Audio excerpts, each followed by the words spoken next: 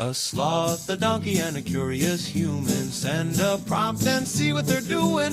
One hits record with a question on his mind. Two brothers pick it up, see what they find. Corn takes his time, Herman's got the facts. Back and forth, they never hold back. My weird prompts, come on in, that's where we begin. My weird prompts, glad you're here.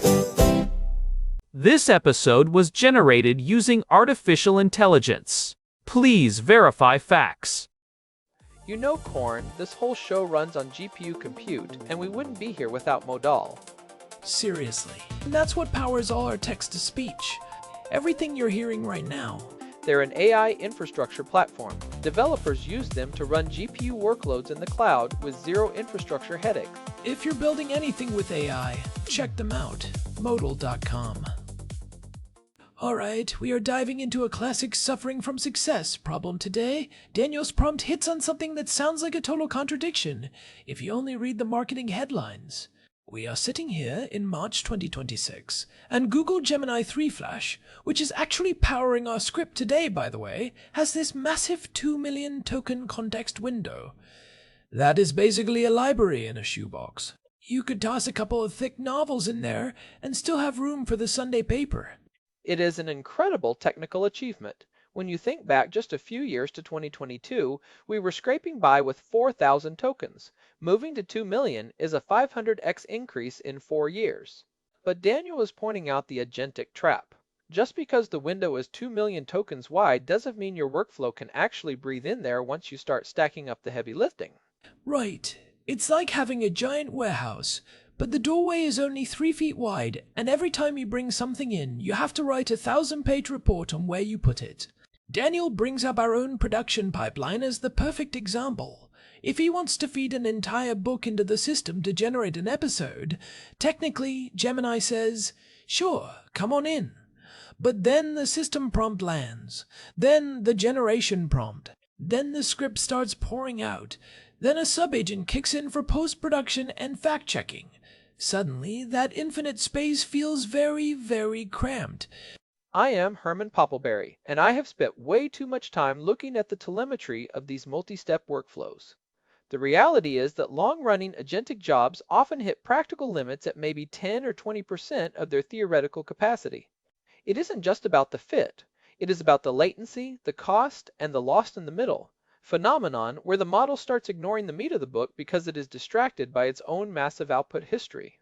It's the AI version of "I forgot why I walked into this room," except the room is the size of a stadium. So today, we are breaking down the survival guide for the agentic era. How do you actually manage this context load without the whole thing collapsing under its own weight? We've got 6 specific techniques on the menu, from sliding windows to memory, augmented architectures. This is where the real engineering is happening right now. It is easy to brag about a 2 million token window. It is much harder to make a subagent accurately reference a footnote on page 400 while it is 50 steps into a complex post-production task. Let's start with the My Weird Prompts pipeline as our anchor. It's a great microcosm. We take a huge input, like the book Daniel mentioned, and we need a coherent, structured output. But as that script grows, the context pressure builds. Herman, why does a workflow that spans multiple model calls suddenly become a nightmare, even if the total tokens are under the limit? It comes down to state management. In a simple chatbot, you just append the new message to the old ones. Easy.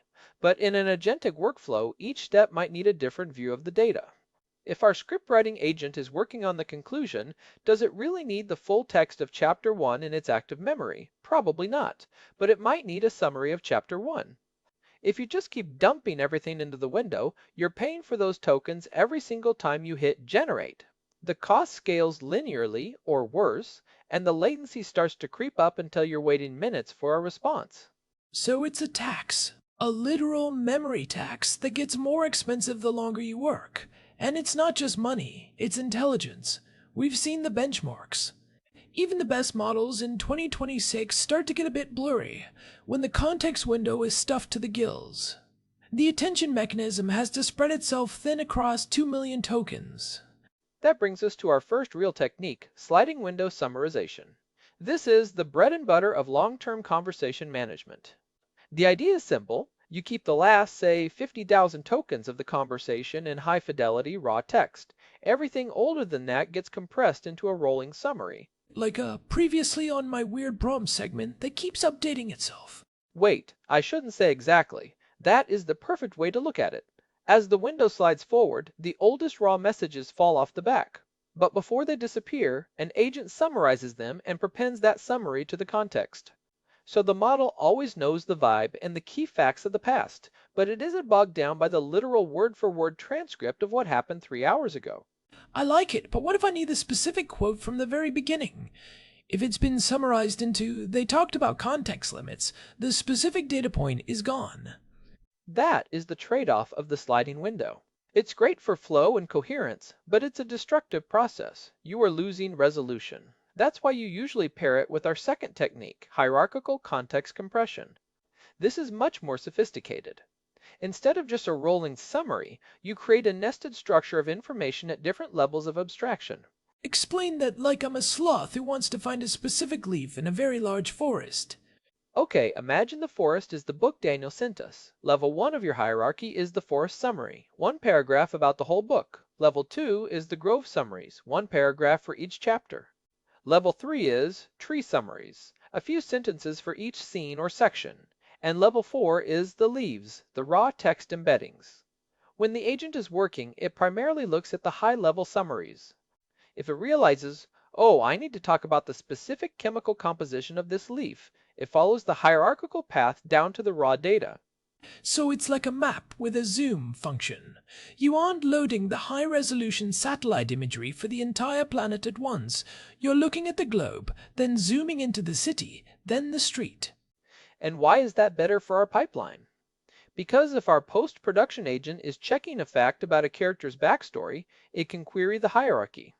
It doesn't need to hold the entire 500-page book in the context window while it's doing the check. It just pulls in the character biography summary and maybe the 3 specific scenes where that character appeared. This keeps the active context window lean, fast, and focused. But isn't there a risk of the zoom getting stuck? Like, what if the agent thinks it needs a leaf from the wrong tree because the grove summary was a bit too vague? That's the routing error problem. If your level 2 summary says this chapter discusses agriculture, but the specific chemical detail is in a footnote about soil, the agent might skip the chapter entirely. To fix that, you often use overlapping summaries or multi-vector retrieval, where a single piece of raw text is represented by 3 or 4 different summaries at the same level. It adds a bit of bulk, but it ensures the path to the data is wide enough. I can see how that saves us from the lost in the middle problem. The model isn't searching through 1,000,000 tokens, it's searching through 10,000 tokens of highly relevant structured summaries. But creating those summaries is a job in itself, right? Our pipeline has to spawn sub-agents just to do the compressing. It does, and that's a cost-benefit analysis you have to run. But in 2026, the cost of a summary pass using a smaller, faster model is almost always lower than the cost of stuffing a massive context window into a flagship model for 20 consecutive calls. Now let's talk about the big one that everyone mentions, RAG or retrieval, augmented generation. But Daniel framed it in an interesting way, as context offloading. Usually, people think of RAG as a way to let an AI read the internet or a private database. But you're saying we should use it to offload the workflow's own history. This is a huge shift in how we build agents. Instead of treating the context window as the only place where the agent knows things, we treat it as a working memory, or a cache. The long-term memory is a vector database. Everything the agent does, every script draft, every research note, every book chapter gets chunked, embedded, and stored in the database. So when the agent needs to know something, it doesn't look back. In its own brain, it does a quick search of the database and loads that specific memory into its context window for just a moment. Right. Think about our script production. We have 1,600 previous episodes. We don't want to put those in the context window. That would be insane. But if we're talking about context windows today, the agent can do a RAG query for past episodes about memory. It finds episode 846 or episode 1708, grabs the key points, and injects them into the current prompt. That is RAG as knowledge retrieval. But context offloading is when we do that with the current task. If the agent is on step 50 of a complex coding task, it can retrieve its own decisions from step 5 to make sure it's still on track. But how does the agent know what's to search for in its own past? If I'm writing a script, I don't always know that I'm about to contradict something I said 10 minutes ago. Does the agent have to run a search before every single sentence it writes? That's where autonomous retrieval comes in. You don't wait for the agent to say, I need to search. You have a background process, a shadow retriever that looks at the last 5 sentences the agent wrote, turns them into a search query, and silently drops relevant memories into a hidden part of the prompt. It's like a teleprompter that updates based on what you're saying. It's like having a very organized assistant who hands you exactly the file you need the second you ask for it, rather than you trying to carry 100 files in your arms while you work. And the beauty of this is that it's non-destructive. Unlike the sliding window, the raw data is always there in the database. You only lose focus, not the actual information. The challenge, of course, is retrieval quality. If your search query is bad, you pull in the wrong memory and the agent gets confused. I remember talking about context windows. Oh wait, no. This is a recipe for sourdough. Yeah, I can see where that goes sideways. But let's move to something a bit more structural. Daniel mentioned MapReduce patterns. This sounds very big data for a podcast about AI prompts. It is a classic move from the distributed computing world, and it is becoming essential for LLMs. If Daniel gives us a book that is too big to process in one go, or if we want to do a really deep analysis, we don't just feed it to one agent and pray. We map it. We break the book into 50 chunks. We send each chunk to a separate, parallel instance of the model. Each instance does a specific task, maybe extract all technical metaphors. So you have 50 little Hermans all reading one chapter each. Each one produces a small, focused output. That's the map phase. Then comes the reduce phase. We take those 50 small outputs and feed them to a master agent, the corn agent if you will, who synthesizes them into a single coherent report. I like being the master agent. It sounds much more relaxed. I just wait for the Hermans to do the heavy lifting, and then I write the summary. But wait, if I'm the master agent, and I'm looking at 50 summaries, isn't that just creating a new context problem for me? If each summary is 1,000 tokens, I'm back to 50,000 tokens of input. That's why you can have recursive reduce steps. If 50 summaries are too much for one master agent, you have 5 middle manager agents who each summarize 10 of the map outputs. Then the master agent only has to read 5 summaries. It's a pyramid scheme, corn, but for data processing. It's incredibly efficient for certain tasks. If we're trying to find every mention of a specific technology in a 1,000-page document, a single agent might miss some mentions because of context fatigue.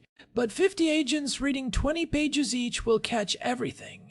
The reduce step, then, handles the context management by only dealing with the results, not the raw source material. The downside, I assume, is that the map agents can't talk to each other. If a concept starts in Chapter 2 and finishes in Chapter 3, the Chapter 2 agent might not understand the full context. That is the edge case problem. You have to be very clever about how you overlap the chunks. You usually have them overlap by 10 or 20% so that no information falls through the cracks between the maps. And you can also use a global context injection. Before you start the map phase, you generate a one-page cheat sheet of the entire book and give it to every single map agent. That way, the Chapter 2 agent knows that the mysterious stranger introduced in their chapter is actually the protagonist's father, which is revealed in Chapter 20. Alright, we've handled sliding windows, hierarchical compression, RAG offloading, and MapReduce. That brings us to number 5, context-aware routing between subagents. This feels like the traffic controller part of the job. This is where the agentic part really shines. In a complex pipeline like ours, you don't use one giant model for everything. You have a router at the front. When a piece of data comes in, the router looks at it and asks, how much context does this specific task actually need? So if the task is fix this one typo in paragraph 3, the router doesn't send the entire book to Gemini 3 Flash. It sends just that paragraph to a much smaller, cheaper, faster model. By routing tasks based on their context requirements, you prevent context bloat. You keep the high-powered large window models reserved for the tasks that actually need the big picture. If you're just doing a formatting check or a grammar fix, you route it to a specialist agent with a tiny context window. This keeps the main state of the workflow from getting cluttered with trivialities. But how does the router know if a small task actually needs big context? Like, what if fixing that typo actually changes the meaning of a character's name that was established 300 pages ago? That is the context sensitivity problem. To solve it, the router doesn't just look at the task, it looks at the metadata. Every piece of the project has tags. If the typo is in a core plot section, the router knows to use a high context model. If it's in a technical appendix section, it might stick with the small model. You're essentially building a risk map for your context. It's like not calling a meeting with the whole company just to decide what kind of pens to buy. You just send that to the office manager. And the context-aware part means the router is smart enough to know when a subagent needs a context injection. If the office manager realizes the pen choice actually affects $1 million contract, the router can promote that task back to the master agent with the full context. That feels like the most human-like way of managing information so far. We all do this. We don't keep our entire life history in our active thoughts. We route our attention based on what the current moment demands. It really is. And the final technique Daniel mentioned is the one that is the most cutting edge. Right now, emerging memory, augmented architectures. This is moving away from clever prompting and into new ways of building the AI itself. Are we talking about things like MemGPT, or the stuff coming out of the long-term memory research labs? Precisely. The idea here is to give the LLM an external memory that isn't just a database it searches, but a part of its actual processing loop. Think of it like a computer with RAM and a hard drive. The context window is the RAM. It's fast, but limited. The memory architecture is the hard drive.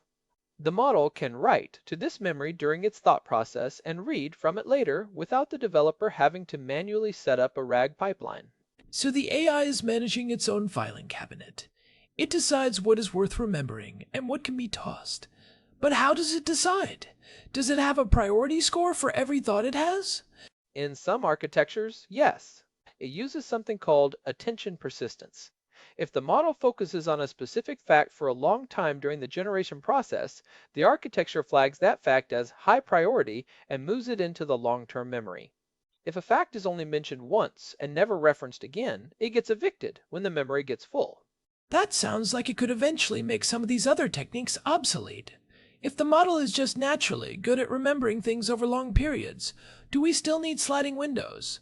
Eventually, maybe. But even then, there is a fundamental limit to how much information a single thought can hold. Even if the AI has a perfect memory, it still has to decide what is relevant to the next word it is typing.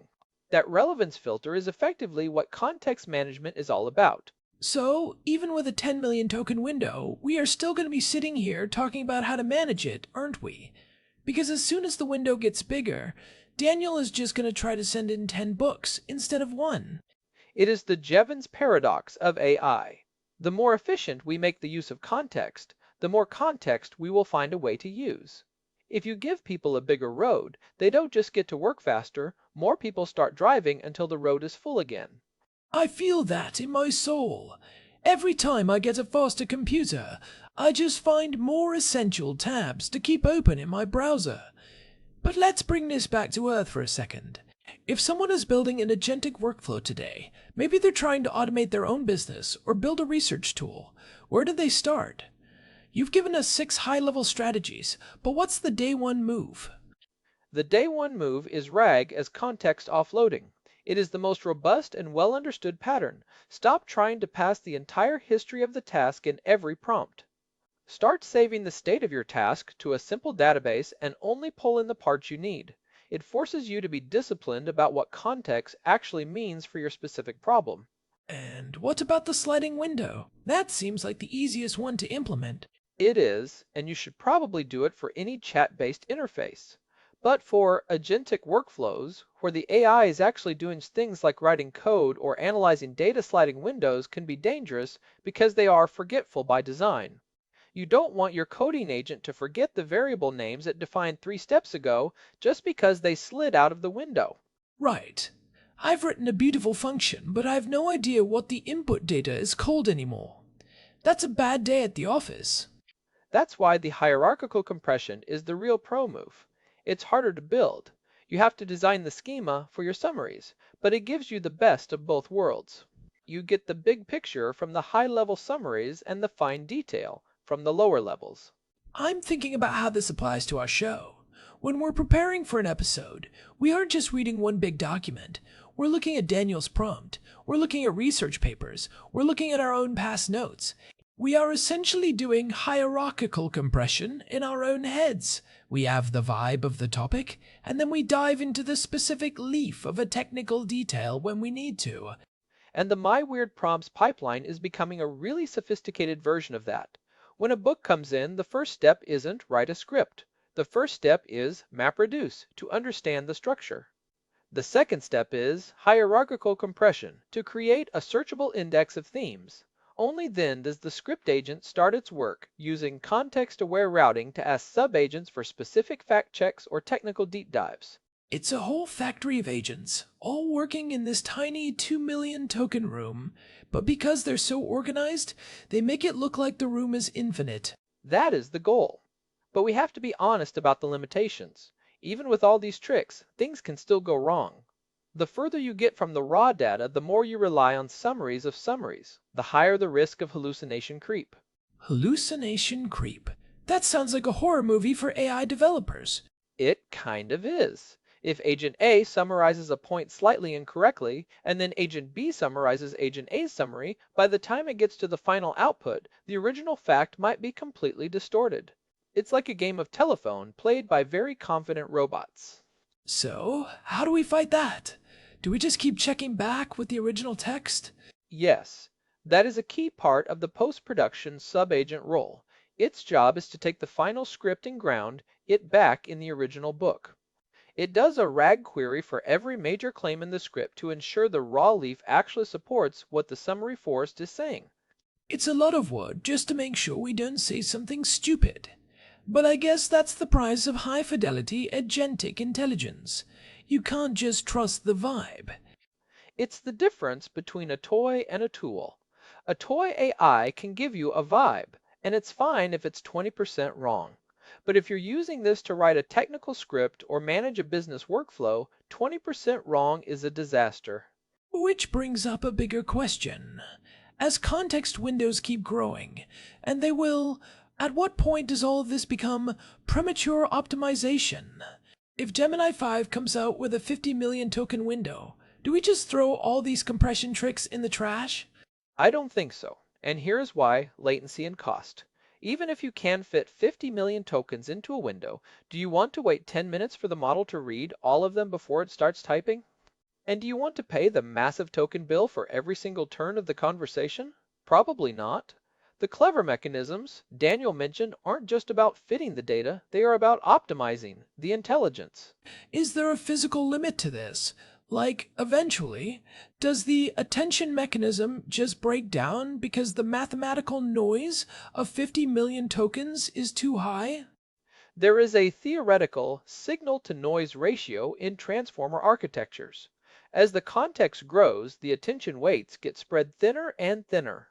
Imagine trying to hear a single person whispering in a stadium where 50 million other people are also whispering.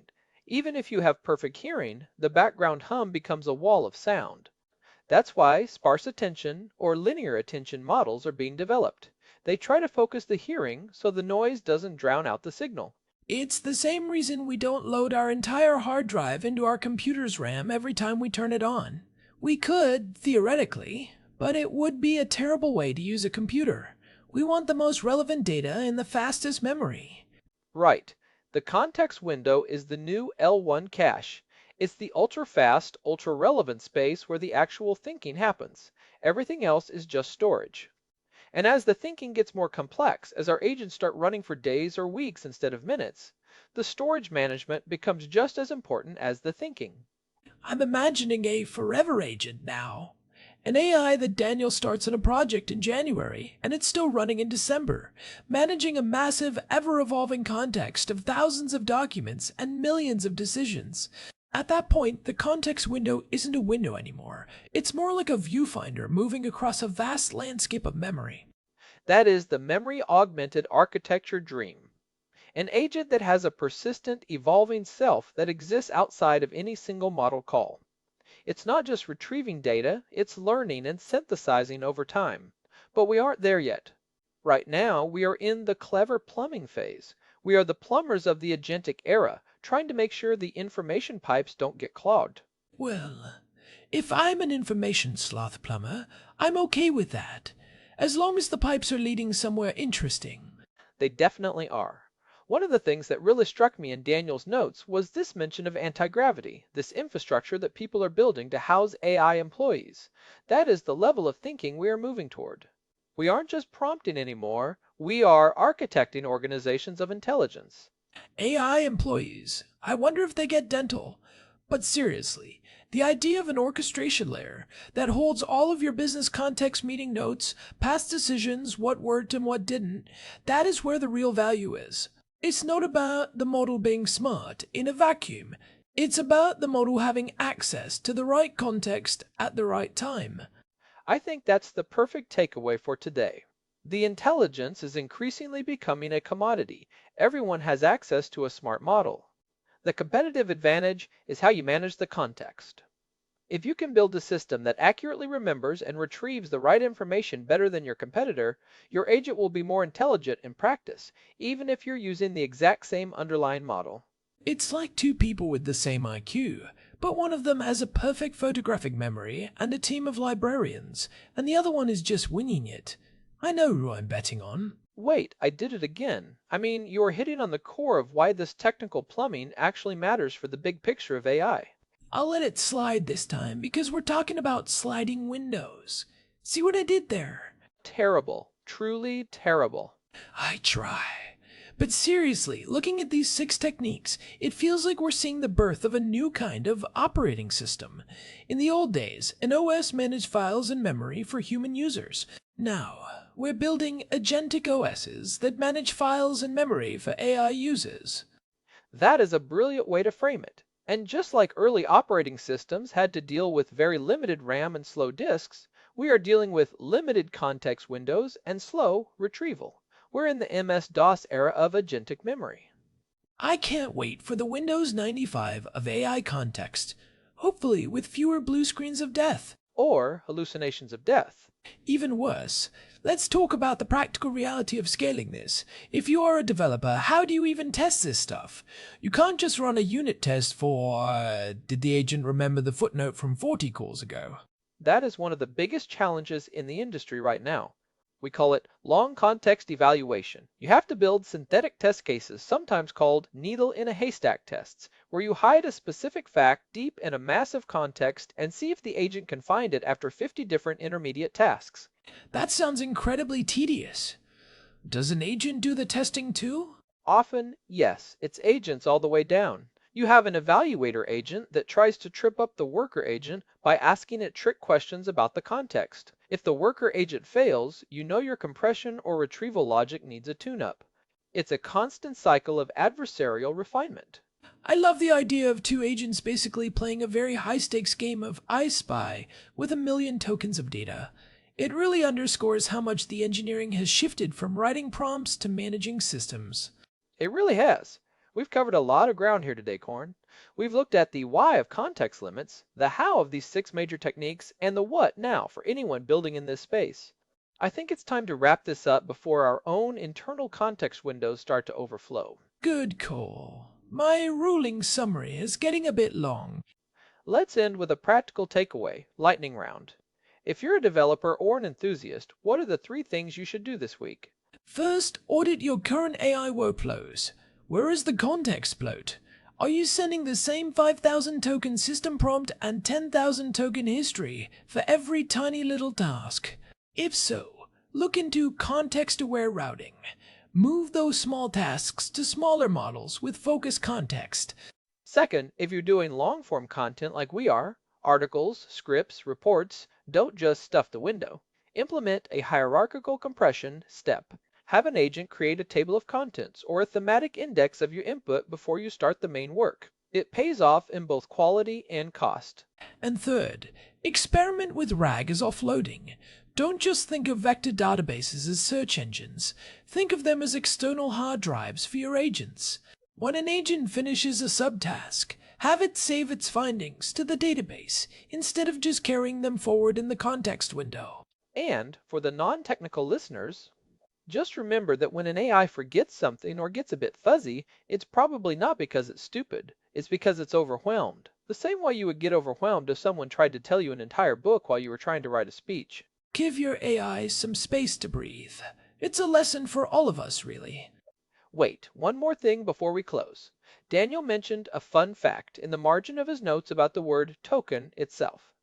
Apparently, in the early days of NLP, researchers debated using words as the primary unit, but they realized that wouldn't work for languages like Chinese where word boundaries are different.